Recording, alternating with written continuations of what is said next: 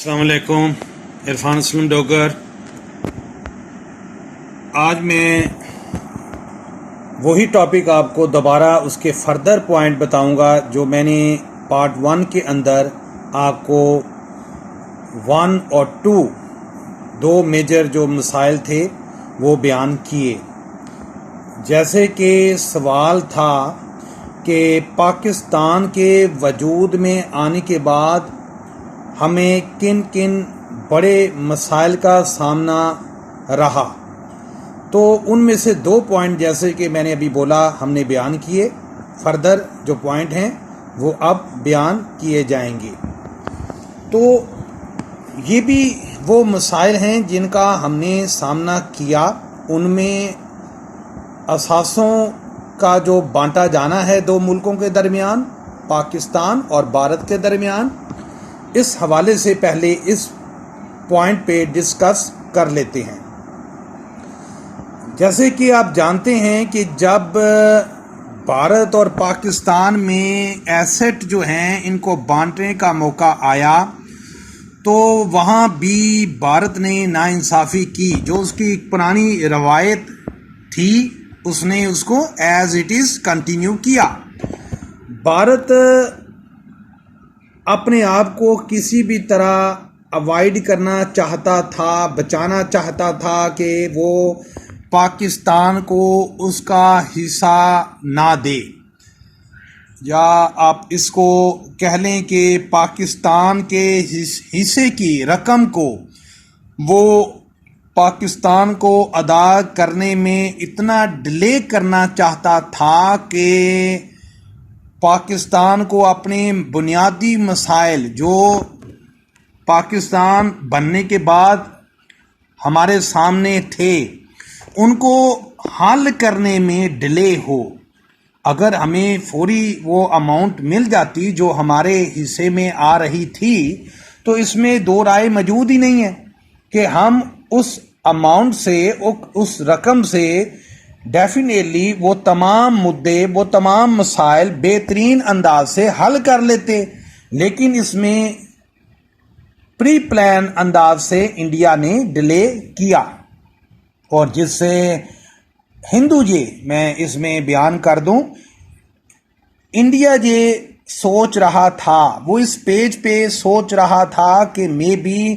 اگر وہ اس اماؤنٹ کو ڈیلے کر دیتا ہے جس سے پاکستان کی عوام میں بے چینی پیدا ہوگی اور پاکستان میں لا اینڈ آرڈر کے مسائل پیدا ہوں گے، اور 10 to 11 ملین آبادی، جو اتنی بڑی دنیا کی آبادی مائیگریٹ کر کے پاکستان گئی تھی، ان کو پاکستان سے نا امیدی پیدا ہو جائے، وہ نا امید ہو جائیں کہ ان کے جو مسئلے مسائل ہیں وہ میں بھی اس ملک میں بھی حاصل نہیں ہو پائیں گے، تو جتنا اس میں ڈیلے ہوگا عوام میں بے چینی پیدا ہوگی۔ تو اس کو ایک پری پلان انداز سے بھارت کی طرف سے کیا گیا، ڈیلے کیا گیا کہ اماؤنٹ جو ہے وہ فوری طور پہ پاکستان کو ادا نہ کی جائے۔ اب یونائٹڈ جو سب کانٹیننٹ میں ریزرو بینک تھا انڈیا کا، اس میں 4 بلین روپی تھے،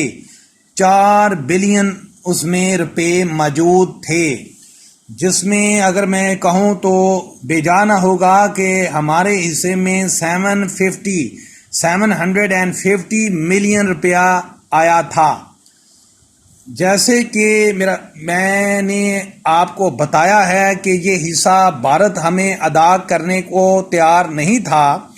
پاکستان کے بار بار مطالبے اور بھارت کا عالمی سطح پہ اپنا امیج بہتر کرنے کے لیے یا بچانے کے لیے آپ کہہ لیں کہ نہ چاہنے کے باوجود بھی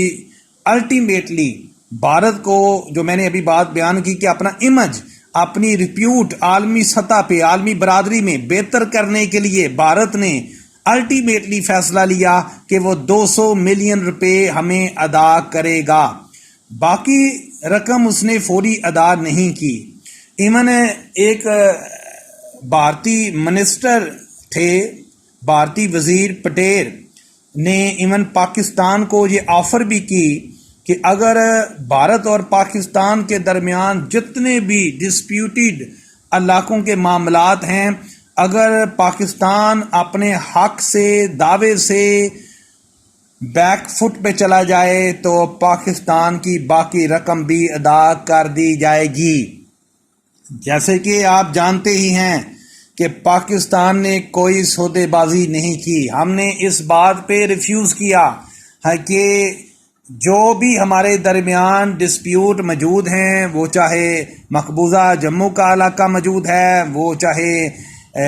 رن کا علاقہ ہے، وہ چاہے انڈین پنجاب سے علاقے ہیں، بنگال کی سائڈ پہ علاقے ہیں، یہ تمام علاقے جو ہیں یہ 3 جون کے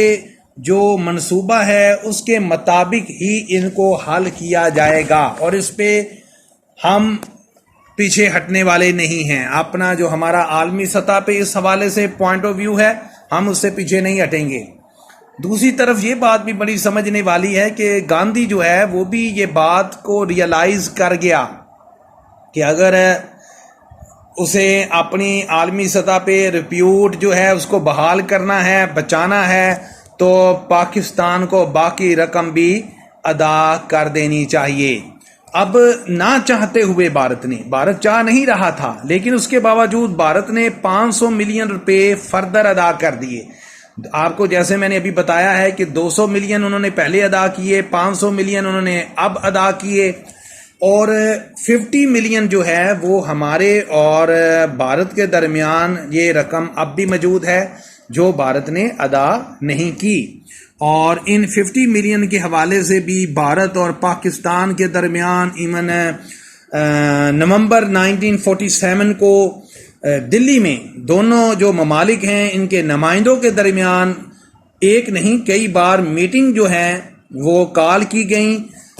لیکن آرگومنٹ ہوئے، لیکن وہ کسی بھی رزلٹ کے بغیر، کسی بھی آؤٹ کم کے بغیر وہ میٹنگ جو ہے وہ بے فائدہ رہیں، ان کا کوئی حاصل نہیں ہوا۔ تو اس طرح آپ کہہ لیں کہ ہمارے اور بھارت کے درمیان جو ایسٹ تھے جو ہمارے حصے میں آئے، وہ آج بھی ان میں سے 50 ملین جو ہیں روپی وہ انڈیا کی سائڈ پہ موجود ہیں، اور انڈیا کو وہ ہمیں ادا کرنے ہیں عالمی قوانین کے مطابق۔ یہ میں بات بیان کر رہا ہوں، تو یہ انڈین کی سائڈ پہ موجود ہے۔ اب پوائنٹ 4 پہ آتے ہیں۔ دیکھیں فوج کی بانٹ بھی، اب فوج کے جو آپس میں ایسٹ ہیں ان کو بھی بانٹا گیا۔ فوجی اثاثوں کو دونوں ممالک کے درمیان بانٹنے کے حوالے سے جو پالیسی ڈیزائن کی گئی انگریز کی طرف سے، برطانیہ کی طرف سے، جو کمانڈر چیف ان کا نمائندہ تھا سب کانٹیننٹ میں پہلے، بعد میں وہ ان دونوں ملکوں کے درمیان موجود تھا کہ ان کے جو معاملات ہیں فوجی اعتبار سے، مسئلے مسائل ہیں، ان کو بھی حل کروایا جائے، حل کیا جائے۔ تو اس کو بھی آپ کہہ لیں کہ ایز اٹ از فالو نہیں کیا گیا بھارت کی طرف سے۔ وہ فارمولا جو دیا گیا برطانیہ کی طرف سے، اس کو بھی ایز اٹ از فالو نہیں کیا گیا، کہ اگر میں کہوں کہ انصاف سے کام ہی نہیں لیا گیا تو دونوں ممالک کو جو ایسٹ بانٹے گئے اس حوالے سے میں بات کر رہا ہوں۔ تو ایون جو کمانڈر چیف تھا سب کانٹیننٹ میں، جب دونوں ملک جو ہیں ان کو بانٹ دیا گیا، دونوں ملک دنیا میں کے میپ پہ امرج ہوئے، تو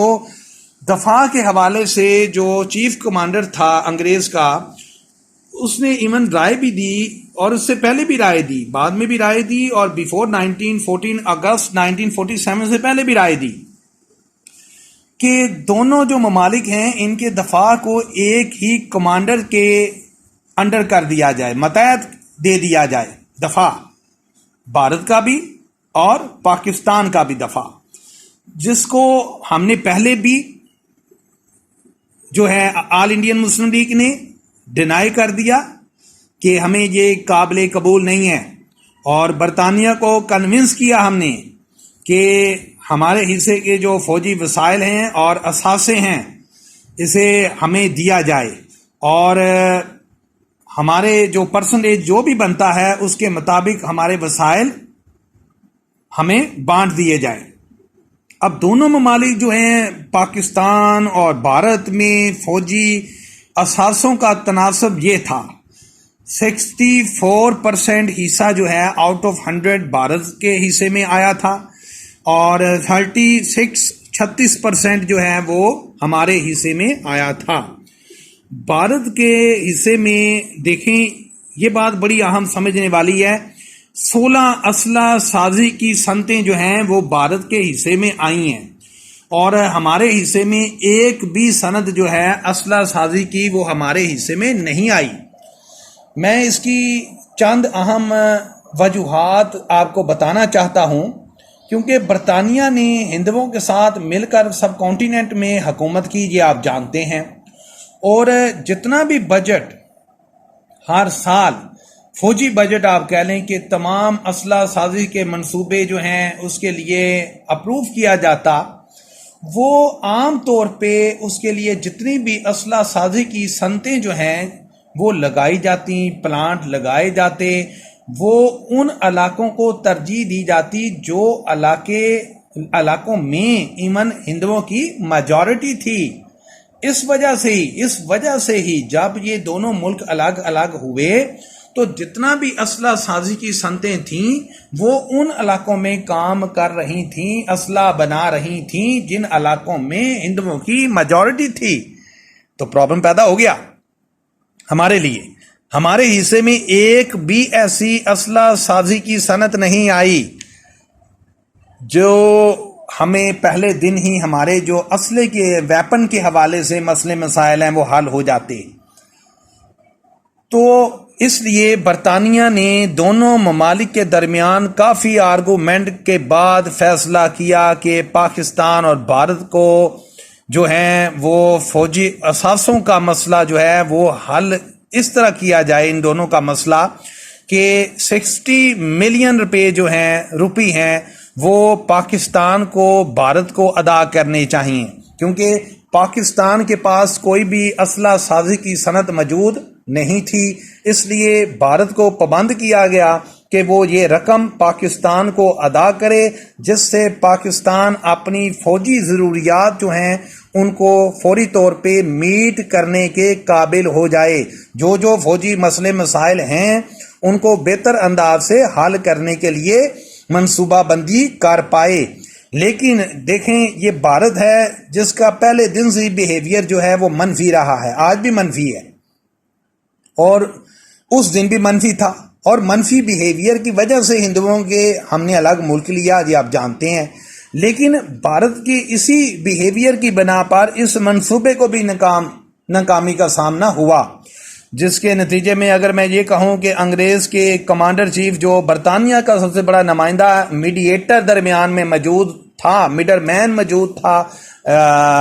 بھارت اور پاکستان کے درمیان، ایون اس نے بھی جب ہندوؤں کا بھارت کا یہ بیہیویئر دیکھا تو اس نے اپنے عہدے سے ریزائن دے دیا کہ یہ معاملہ اگر میری کنسنٹ سے آپ حل نہیں کرنا چاہ رہے، بھارت کو کہا، تو پھر میرا اس عہدے پہ موجود رہنا بیکار ہے۔ تو فوجوں کے حوالے سے میرا یہ جو فیصلہ ہوا الٹیمیٹلی، وہ آپ جانتے ہیں کہ جو اماؤنٹ بھی طے پائی وہ بھی ہمیں نہیں مل پائی، اور فوجوں کے حوالے سے جو افرادی قوت ہے، فوجی قوت، افرادی قوت کے حوالے سے پہلے جو میں نے بات کی ہے وہ تو بات ہوئی ہے اسلحہ سازی پہ، ویپن پہ بات ہوئی ہے۔ اب جو بات ہونے لگی ہے وہ ہے فوجیوں پہ، افرادی قوت پہ۔ تو فوجیوں کے حوالے سے بھی یہ فیصلہ ہوا کہ جو فوجی جس ملک کے ساتھ جانا چاہتا ہے یہ اس کا حق ہے، اس بات پہ کوئی دو رائے موجود نہیں تھی کہ مسلمان فوجیوں نے ہی پاکستان کے ساتھ چلنا تھا، اور مسلمان فوجی جو ہیں وہی مائیگریٹ کر کے ہمارے وطن میں آئے، اور اس طرح افرادی قوت جو ہے ہمیں فوری طور پہ حاصل ہوئی، اور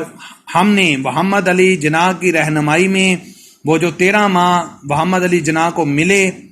انہوں نے بھرپور انداز سے جو بنیادیں ہیں ہماری فوجی قوت کی بنیادیں، وہ چاہے نیوی ہو، وہ ایئر فورس ہو، وہ لینڈ فورسز ہوں، تینوں کے جو ہیڈ کوارٹر ہیں ان کو قائم کیا گیا انہی 13 ماہ کے اندر اندر. تو ایک بنیاد جو ہے وہ ہمیں مل گئی، ایک ٹریک ہمیں حاصل ہو گیا، اور اس طرح ہم نے ٹائم کے ساتھ اپنی فوجی قوت میں اضافہ کیا.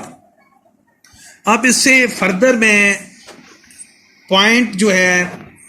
وہ بتانا چاہوں گا، وہ ہے ہمارے اور بھارت کے درمیان جو دریاؤں کا پانی کا مسئلہ پیدا ہو گیا، دریائی پانی کا مسئلہ پیدا ہو گیا. اب دیکھیں، آپ جانتے ہیں کہ دنیا میں جتنے بھی عالمی قانون موجود ہیں، لاز موجود ہیں، ان کے مطابق دریاؤں کے قدرتی روٹ جو ہوتے ہیں، جس میں وہ فلو کر رہے ہوتے ہیں، جس میں وہ بہہ رہے ہوتے ہیں صدیوں سے، کسی بھی ملک کو یہ حق حاصل نہیں ہے عالمی قانون کے مطابق کہ وہ دریاؤں کے پانی کا رخ جو ان کا پانی کا بہنے کا ایک آپ روٹ کہہ لیں، اس کو تبدیل کر پائیں. تو اگر کوئی ملک کسی بھی دریا کا جو بہنے کا روٹ ہے اس کو اگر وہ تبدیل کر دیتا ہے تو ہم اس کو عالمی قانون جو ہے اس کی آپ کہہ لیں کہ اس کو وائلیٹ بھی کیا، اور اس کو آبی جہریت بھی کہا جاتا ہے کہ آپ نے اس ملک پہ فوجی اٹیک تو نہیں کیا، لیکن آپ نے فوجی اٹیک نہ کر کے بھی اس پہ اٹیک کیا ہے، تو اس کے لیے مسائل پیدا آپ نے کیے ہیں. تو اس حوالے سے دیکھیں، بھارت نے ادھر بھی منفی جو بیہیویئر ہے وہ اڈاپٹ کیا ہے. میں یہ تو نہیں کہوں گا کہ بھارت کی وجہ سے ہمارے دریاؤں میں جتنا بھی پانی بہ رہا تھا، آ رہا تھا وہ بند ہو گیا، بھارت نے اس کو بند کر دیا. یہ تو ایون بھارت کے لیے بھی پاسبل نہیں تھا. لیکن جو میں نے پہلے بھی آپ کو بیان کیا ہے کہ دنیا کا بہترین نیٹ ورک آف کینال جو انگریز کے دور میں سب کانٹیننٹ میں قائم کیا گیا، بنایا گیا، یہ بھارت کی سائڈ پہ بھی موجود تھا، یہ ہماری سائڈ پہ بھی موجود ہے. تو بھارت نے ان دریاؤں سے جب وہ بھارت کے حصوں میں بہہ کے ہمارے حصوں میں آ رہے تھے تو بہنے سے پہلے ہی ادھر ہمارے علاقوں میں انٹر ہونے سے پہلے ہی ان میں سے محدود پانی کو ان کینال میں بھیجا، ان کینال سے ان کا آپ سمجھ لیں کہ اپنے پنجاب کی طرف ان پانی کو، ان میں سے محدود پانی کو ان کینال کی وجہ سے اپنے صوبہ پنجاب میں لے جانے میں بھارت کامیاب ہوا، جس سے کیا ہوا کہ ہمارے جو دریا ہیں ان میں پانی میں کمی واقع ہوئی. میں یہ نہیں کہوں گا جیسے آپ کی کتابوں میں دیا ہوا ہے پانی کی سپلائی بند کر دی. پانی کی سپلائی بند کرنا تو آج بھی بھارت کے لیے آپ سمجھ لیں کہ یہ امپاسبل ہے. یہ اتنا آسان کام نہیں ہے کہ اتنے بڑے دریا بہ کے آ رہے ہیں اور آپ 1 منٹ میں اس کا یا 2-4 دن میں اس کا پانی جو ہے اس کا فلو بند کر دیں. یہ ایسے ہوتا نہیں ہے. اس کے لیے آپ کو ڈیمز بنانے پڑیں گے، اور ایک ڈیم نہیں بنانا پڑے گا، بے پناہ ہزاروں ڈیم بنانے پڑیں گے. ان میں پانی جمع ہوگا، ایون جب وہ بھی فل ہو جائیں گے ایون دین آپ کو پانی آگے فلو کروانا پڑے گا. تو پانی کو اگر آپ سمجھیں کہ ٹوٹلی بلاک، یہ امپاسبل. اب بھارت نے یہ کیا، پانی میں کمی واقع ہوئی. پانی میں کمی واقع ہونے سے کیا ہوا کہ ہمارا جو جتنا بھی پنجاب میں، سندھ میں ہماری زرعی اناج پیدا ہوتا تھا اس میں کمی واقع ہونے کی فیزیبلٹی پیدا ہو گئی. تو ہم نے یہ اوپنلی اس پہ جو ہے عالمی سطح پہ آواز بلند کی کہ یہ عالمی جو قانون ہے اس کو بھارت وائلیٹ کر رہا ہے، بھارت کو یہ نہیں کرنا چاہیے. اور اس میں فردر میں آپ کو بتا دوں، یہ معاملہ ہمارے دونوں ملکوں کے درمیان عالمی بینک جو ہے وہ ایز اے میڈیٹر درمیان میں آیا، اور آگے چل کے یہ 1960 کے اندر انڈس ٹریٹی ہمارے اور بھارت کے درمیان ہوا، جس کی بنیاد پہ جو آپ کہہ لیں کہ 3 دریا جو ہیں وہ ہمارے حصے میں آئے، جس میں سندھ ہے، جہلم ہے، چناب ہے. اور اس حوالے سے انڈس جو ٹریٹی ہے اس میں یہ بات کہی گئی ہے، اس میں یہ ریٹن فارم میں موجود ہے کہ ان تینوں دریاؤں پہ جو میں نے نام لیے ہیں، سندھ ہے، جہلم ہے، چناب ہے، ان تینوں دریاؤں پہ بھارت کوئی بھی ڈیم نہیں بنائے گا. ان تینوں دریاؤں کا پانی جو ہے اس کے فلو میں اگر کوئی بھی رکاوٹ پیدا کی جاتی ہے بھارت کی طرف سے تو یہ انڈس ٹریٹی جو ہے اس کو وائلیٹ سمجھا جائے گا. تو ان دریاؤں پہ ڈیم نہیں بنے گا. یہ ایز اٹ از ان کا پانی ہماری طرف جو ہے وہ ہمارے ملک میں انٹر ہوگا. تو ان پہ ہمارا حق مان لیا گیا. ان انڈس ٹریٹی کے مطابق میں بات بیان کر رہا ہوں. اور باقی منگلا اور تربیلا جو ہیں ان ڈیم کے لیے جو ہیں عالمی بینک ہیں انہوں نے جو ہیں وہ ڈونیٹ بھی کیا اور ہمیں لون بھی دیے کہ آپ اپنے لیے پانی کے جو مسائل ہیں ان کو حل کرنے کے لیے فردر کینال بھی بنا لیں اور ڈیمز بھی بنائیں اپنے ملک میں. اور اس طرح یہ معاملہ حل ہوا. اور 3 دریا جو ہیں میں تو میری ذاتی رائے ہے میں اس رائے کے حق میں نہیں ہوں اور کیونکہ یہ اب انڈس ٹریٹی ہو گئی. لیکن میں ایک ایز اے سٹیزن آپ کو کہہ دیتا ہوں کہ مجھے یہ قابل قبول نہ ہوتا. انڈس ٹریٹی جو ہے اس میں میرے خیال کے مطابق بھارت کو فائدہ ہوا. 3 ہم نے وہ دریا بھارت کو دے دیے جو ہمارے ملک سے فلو کر کے بہہ کے عربین سی کی طرف جاتے ہیں. تو یہ عالمی قانون کے مطابق ہمارا حق تھا, ہمارا حق ہے. جو دریا بھی آتے ہیں ہمارے ملک میں وہ ان پانیوں پہ ہمارا حق ہے. لیکن ہم نے اس میں راوی بھی جو ہے بھارت کو دے دیا کہ وہ اس پہ اگر ڈیم بنانا چاہتا ہے تو بنا لے. اس کے علاوہ بیاس جو ہے وہ بھی ہم نے بھارت کو دے دیا کہ آپ اس میں اگر, اور ستلج جو ہے اس کے حوالے سے بھی ہم نے اس کو یہ حق دے دیا کہ اگر آپ اس پہ ڈیم بنانا چاہتے ہیں تو بنا لیں. آج آپ تینوں ان دریاؤں کو دیکھیں کہ ان میں پانی موجود نہیں ہے. تو ہمارے ملک میں وہ جو 5 دریاؤں کی سرزمین والی بات بولی جاتی تھی اس حوالے سے اگر میں بات کہوں تو اب تو 3 ہی دریا موجود ہیں جس میں سندھ ہے, جہلم ہے اور چناب ہے. ایون اس میں بھی آج کی اگر میں بات بولوں تو انڈیا نے اس پہ بھی وائلیٹ کیا ہے. انڈیا نے چناب پہ بھی جو ہے وہ ڈیمز بنائے ہیں, جہلم پہ بھی بنا رہا ہے. تو ہم اس معاملے میں عالمی سطح پہ اب بھی گئے ہیں اور عالمی عدالت انصاف میں بھی گئے ہیں اور ایون عالمی عدالت انصاف نے اس پہ فیصلہ بھی دیا ہے کہ جو ڈیم بنایا جا رہا ہے اس حوالے سے دونوں ملک جو ہیں آپس میں آرگومنٹ کریں اور اس کو جو آپ دونوں ملکوں کے درمیان انڈس ٹریٹی طے پایا تھا اس کے مطابق تمام معاملات کو حل کیا جائے. تو یہ تمام کے تمام مسائل ہیں جو میں نے آپ کو 1 بائی 1 جب میں نے آپ کو پارٹ 1 کے اندر 2 پوائنٹ جو ہیں وہ اس حوالے سے بیان کیے ہیں اور میں نے ابھی آپ کو فردر جو ہیں وہ 3 جو پوائنٹ ہیں وہ آج بیان کیے ہیں. اب آپ کو بہتر انداز سے اس بات کی سمجھ آ گئی ہوگی کہ جب 14 اگست 1947 میں ہمارا ملک بنا تو ہمیں فوری طور پہ جو ہمارے سامنے میجر مسائل پیدا ہوئے وہ کون کون سے تھے اور کس طرح ہماری حکومتوں نے انہیں حل کیا. اللہ حافظ. آباد رہیں, سلامت رہیں.